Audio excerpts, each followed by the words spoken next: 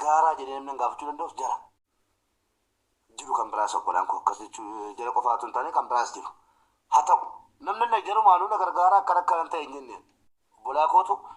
maallaqaan nama biraa qabu na deebisuu nama manguddummaa dhaqanii gaafatanii ka'anii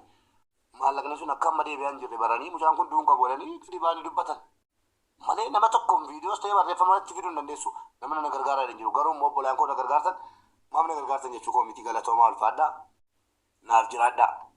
dhukkubni sin hin argin utuun gadi biyya immoo uummata koo na gargaaraa deemu qalittiin luuxiin leeltee namtu kun jechuudha kaleessa gaafa mucaan warra soddaa tokko faannoo tokko gadi ba'ee kaftoonyaan dhaggeeffadha kaftoonyaan dagaffaa arguun baqqaa jedhu mana yoonii maanyaatti yaadattoo ta'e viidiyoosii dheengadda naa erge walitti qabaaf hin jira na kaffeera dagaf na godhaa baqqaa jedhee gurbaan tokko yaadattoo ta'e hoggaan geenye mana yoonii maanyaatti namicha sana doolaara 400 kennite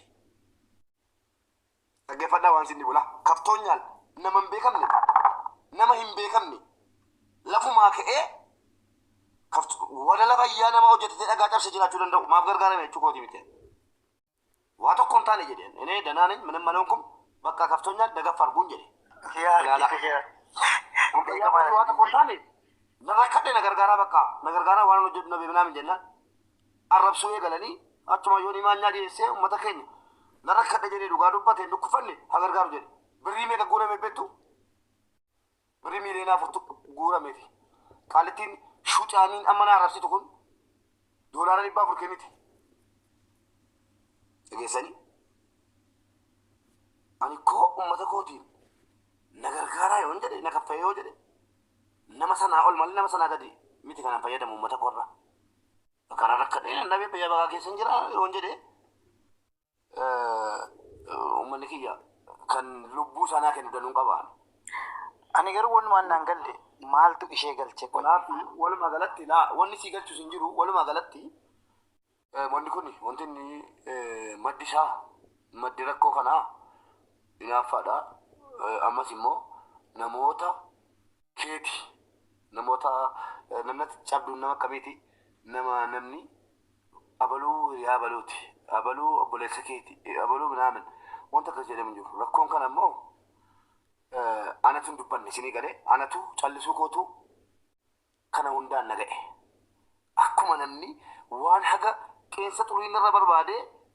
akka waan uummanni miidiyaa dhageessanii akka waan uummanni miidiyaa wanti wayii bakka jira miti anaaf hin baane wallaahi saba kana xiqqeessuuf ba'an malee mubaarakiif hin baane mubaarak gadi ba'ee na gargaaraa uummata jedhee wanti inni dubbatee yookiin barreessee namaa erge hin jiru haddas boris an nama kijibaatii miti mee waan an dubbadhee asirratti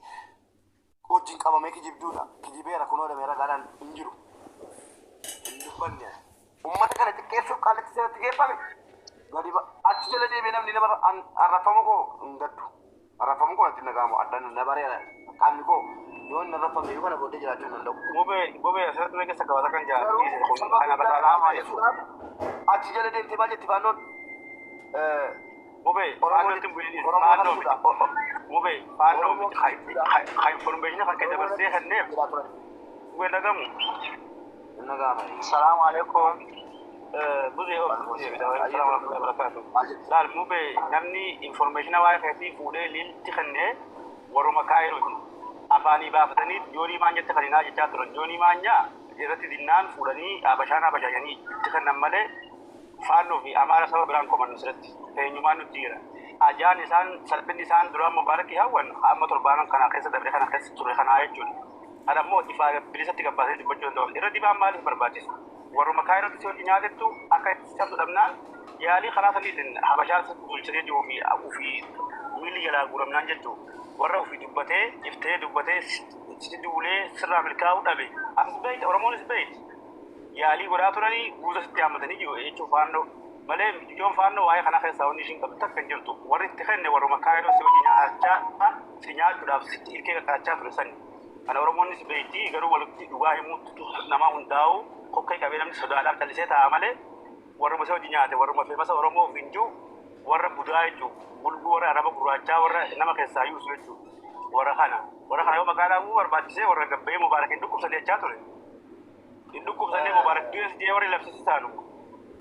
Ammas gaafa inni akka garee tokkummaatti waa tokko sii kennu akka garee tokkummaatti waa tokko sii kennu akka garee tokkummaatti abbaan barbaade yoo dhuguma dhugaa barbaadate isin warri garee tokkummaa dhugaaf dhaabattanii amma argutti uummanni amma isin hubatutti bulguu isin fakkeessuudhaan wanti godhan hin jiru warri amma as bahee amma kaleessa maqaa koo waamee tokko maqaa koo waamee dubbata maqaa isaa waamuu barbaadu du'aadha Ameerikaa jiraachuun Ameerikaa nama hin godhu luutiidha dhiirtuu fudhatte mana hangalaa namni dhiirri akka warraatti fayyadamu warra wajjin haasa'uudhaaf waliin madaalu walumaa galatti naalabu shaklak kaleessa maal jedha mubaarak keessa rakkas anatti nuu qabsiisee wallaahi waraabee jira nan saalfadheen jalan saalfadhe mubaarakin keessan ana mootiin keessan anatu mubaarakitti nuu qabsiisee jedhamu akkas tasan jedhamu kana takkaan nageenya kun adina boolla xiqqootti si nyaataa jira akka mubaarak seetee dhattee abbaa barbaadde kuba keesse likkii galta akkamitti akkasii dhalmi namaa akkamitti turuu na qabsiistaati eenyuun taate turuu na qabsiistaati dhukkubni erga sitta jiraate haga ummata abaaraa turte maaliif dhukkuban qabsiifne ummanni waan inni dhukkubatu yoo of hin beekne waan boru itti dhufu hin beekne rabbiin hin sodaanne kan amantaa hin qabne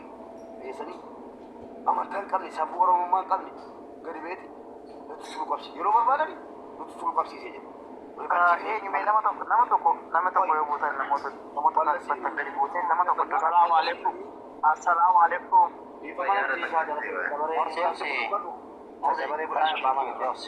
abbaa manarra walumaa galatti dartanyaati jetteetti carariidhaan mallasaa ajjeenne jette lakkii booda biqilta biyya biraatti hin duune biyya keessatti ta'e waliin information hin qabu masalaa keessatti ta'e namichuma isa tajaajilu lajjeefame namichi namni hin beekne jiru takkaa himamee hin jiru saaxinii duwwaa biyya alaatiin istiraateejiidha alatti hin duune shukkutiin ammataa keessa dhahamee kunoo biyya keessatti haasaa irraan namni ilaaluun kana beeka garuu akkana hin jedhamne gaafata saaxinii duwwaatti boo'ame jechuudha namicha du'ee kaata qabara biyyi ummanni saaxinii duwwaatti boosee qabarte biyya keessatti tajaajilamu jedhan akka inni dhabee dhigamu siyaasa biyyattii walumaa galatti jara keenya dhaggeeffadha gabaabumatti namaan gadi ba'anii iyyanii wacanii arrabsuu nama cabsuu yoo taate rakkoo qabu gadi baanee iyyinee nama cabsina namni nama hin geenye waan barbaade haasaa ammas haasaa isinii ijameen jira waa'ee dhukkuba kiyyaa gabaabumatti wanta dubbadhu Itoophiyaa keessatti yeroo ammaa isa dhumaati jechuu qabu yeroo ammaa Itoophiyaa keessatti miti namni tokko